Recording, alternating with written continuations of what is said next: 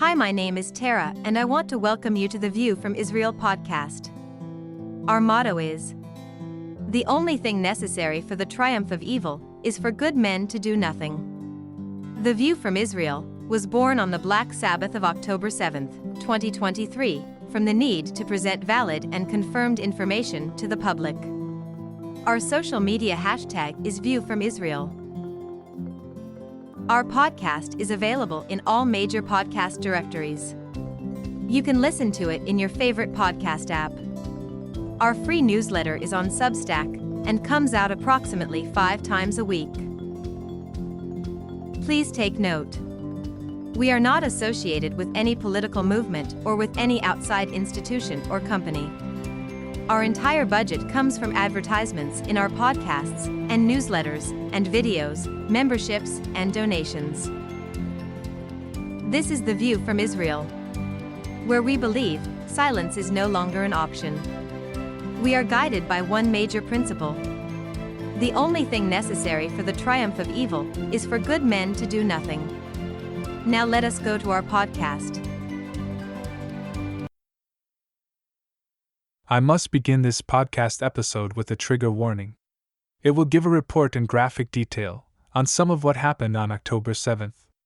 Please also be aware there are some curse words in the episode. They belong there. If you cannot handle it, please do not listen to this episode. As the days go by, and there is so much misinformation being passed around about the war in Israel, ranging from lies to cherry-picking news articles produced by very specific newspapers or television channels, the need to actually make a dent in public awareness becomes paramount. Yet the more I read and listened to podcasts and YouTube videos, supposedly expressing the other side, as it were, the more a question reverberates in my mind. So let me ask, what would you do?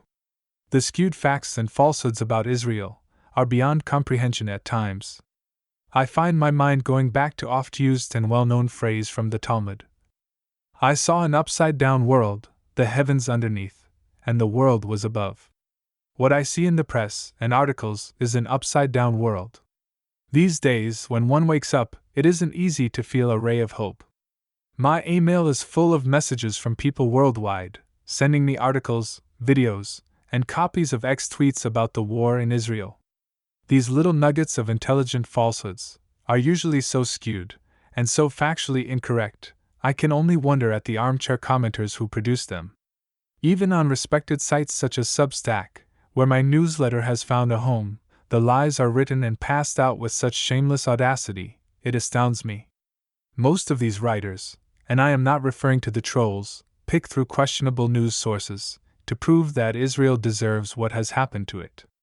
Or somehow, they manage to put their interpretation of a phrase or an interview beyond any normal sense of logic. So let me ask, what would you do? In previous posts on the Substack newsletter The View from Israel, I have repeatedly shown what is happening here. Here meaning here in Israel. As an American, an Israeli, and a Jew, every podcast and article is on these subjects. The depressing aspect of all this is that it must be repeated daily. One day last week, I woke up to an incredible number of emails and WhatsApp messages waiting for me, all dealing with sharing news, writing, videos of protesters, and all the rest. Yet one email that immediately caught my eye was from Substack, as a suggested read. The title of it, "When it comes to Palestine, free speech is under threat," immediately upset me, for obvious reasons. This came from a newsletter by this genius, David Farrier, who describes himself as a journalist and a documentary maker. The journalist part does not surprise me in the least, but the world is doomed if this person is making documentaries. It was so full of disinformation that it sounded like Goebbels wrote it for a speech. I just shook my head in despair. The trope that this guy is pushing is unbelievable, and just plain wrong. It is the worst type of sinister anti-Semitism I can think of. Because it paints a picture based upon made-up facts, and a serious effort at spreading disinformation. Let us try to put a few things in perspective. One small thing at a time. I have no idea who among you have ever been in Israel. However, It is a fact that not only does free speech exist for all here, but there are even members in the Israeli parliament who are Palestinians, calling for the end of Zionism and a Jewish state. They sit in their seats as members of the Israeli parliament. Free speech is allowed in Israel and encouraged. It is just as ingrained in our law and ethos as it once was in the US. Free speech is alive and well in Israel. Not in Gaza. Not in any Arab country. Again, let me make this incredibly clear. Free speech does not, in any shape, manner, or form, exist in Gaza. Not in any Arab country, on any map. But in Israel, it is alive and well. Hamas knew precisely where to go on October 7th, because we allowed thousands and thousands of Gazans to work in Israel every day. While they were working and getting paid for their work, because they needed that salary to live, because back in Gaza, Hamas stole every dollar for themselves. These workers, whom we allowed in, because Israel naively believed that this would somehow help to alleviate suffering and be a step towards peace, these workers, it turns out, made maps of every home and every road, and even knew who lived in what house, and brought all those maps and information back to Hamas. Since this writer of the above-mentioned Substack piece, along with tens of thousands of sympathizers for Hamas, and all the BBC journalists, seem to have a skewed worldview of what is going on, I suggest you take 43 minutes of your precious time and watch the video taken from the GoPro cameras of the Hamas animals who entered Israel and massacred 1,400 people. I know. 43 minutes is too precious to take away from reading and watching YouTube. But I promise, you will never, ever be the same person after watching it. Oh, wait. Silly me. I forgot. Israel won't release that video to the general public, as it is way too disturbing. Well, I saw it. And it is not AI. So I will enter a trigger warning here, for anyone who cannot handle graphic descriptions of death and suffering. Stop listening now. Straight and to the point. Let us be clear about what Israel went through. Simultaneously, by way of bursting through the border fence and flying over it, Hamas attacked many areas. They came in on their hand gliders and trucks, and again, let me repeat, the drivers were guided by maps created by those workers from Gaza, who needed work and a salary, and we let them have it. Hamas, of if you wish to call them ISIS, or even Nazis, same thing, different name, landed in the middle of a peace concert, and summarily shot, raped, murdered, burned, and tore limbs off of people. Both alive and dead. Since everyone loves quoting here, let us quote from many witnesses. Here is the report from the Jerusalem Post, which was picked up and verified by almost all press, except, of course, the BBC. Journalist Jodam Confino describes on X, formerly Twitter, what he saw and heard. 2 dead women lying on the grass at musical festival, both with no pants on. One has her panties taken half off. The other doesn't appear to have any on at all. An eyewitness described how she saw a woman being raped by several Hamas terrorists, pulling her hair as they raped her, and took turns. One of them cut her breasts off. The others played with them like a toy. Them being the cut-off breasts. The last terrorist to rape her shot her in the head and continued to rape her until he finished. An eyewitness also reported some terrorists were carrying heads in their hands of people they beheaded as trophies, saying there wasn't a thing they didn't do to the heads. She also saw a Hamas terrorist carrying a naked girl over his shoulder. Oh, just to be on point here. Something I have written and have a podcast on. The lovely Me Too movement, so full of self-righteous indulgence, did not say a word about that. Not one condemnation. Sorry for that interruption is our description. So let us go on. There is ample evidence on Hamas GoPro cameras for this, and enough witnesses to drown the U.S. Supreme Court in paperwork for years. They went into the kibbutzim, and this is what they did. It is time to be authentic and graphic, no more stops or half measures. I have had more than any human can handle of the lies and anti-Semitism being put forward as fact. Hamas tied up children and parents together, and then murdered the children in front of their parents, or the parents in front of their children. On fucking camera. Hamas raped both live and dead women. On fucking camera. Hamas ripped open, with a knife, the belly of an 8-month pregnant woman while she was alive, and took the fetus out. Then murdered both mother and child. On fucking camera. Hamas put a baby in an oven, and summarily cooked it to death. On fucking camera. Hamas burned people in their homes. Not only out of their homes, but burned them while they were in their houses. Just like the Nazis did. On fucking camera. Hamas beheaded babies with swords, and left them in a pile to be found later. But they also attempted to burn this pile of dead babies. Why? Just because. On fucking camera. Hamas came to Israel in their Toyota trucks, armed for a war. On fucking camera. These were not crazed nuts with no plan, like those who shot up schools, malls, and bars in the US. This was a planned, calculated attack.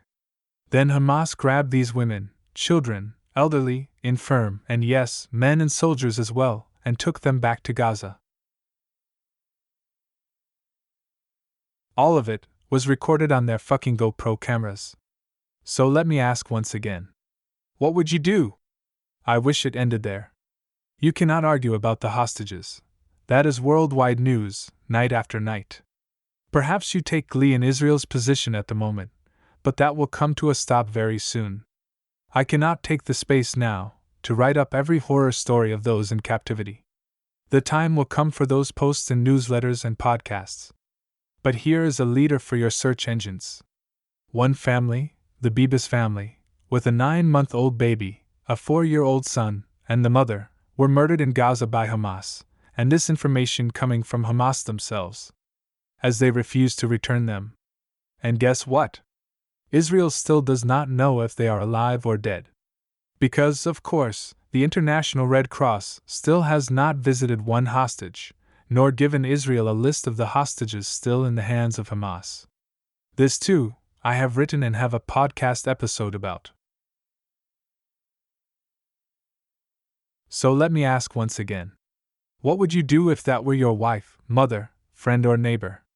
Where does your tribe comparing terrorists locked up after they committed acts which ended in death, or wounding of others, with these civilians who were doing nothing except enjoying a peace concert, or sleeping in their homes? How does a mind work that equates the two? It reminds me of the ludicrous, nonsensical sign coming out of the woke movement. Queers for Palestine. What being queer, or part of the LGBTQ movement, has anything to do with Palestine, and pushing Jews into the sea, or gassing Jews, is beyond understanding. Try being part of the LGBTQ movement in Gaza. I dare you! I want to buy a GoPro for that, so I can record the reception you get.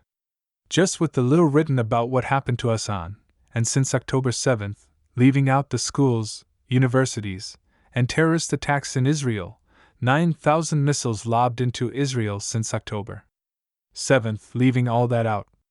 Let me ask yet again. What would you do? So let me ask once again. What would you do if that were your wife, mother, friend, or neighbor? I will finish with this. If anyone thinks for one moment that this ends with Israel and the Jews, and you live in the US or EU or UK, think again. You are the infidel. If you don't understand that fundamental belief, you should not write, comment, tweet, post on Instagram, write articles or anything else about this war. Again, I wrote an article and have a podcast episode about this very subject, entitled, The West is Next. TikTok, TikTok. So, I really must ask yet again.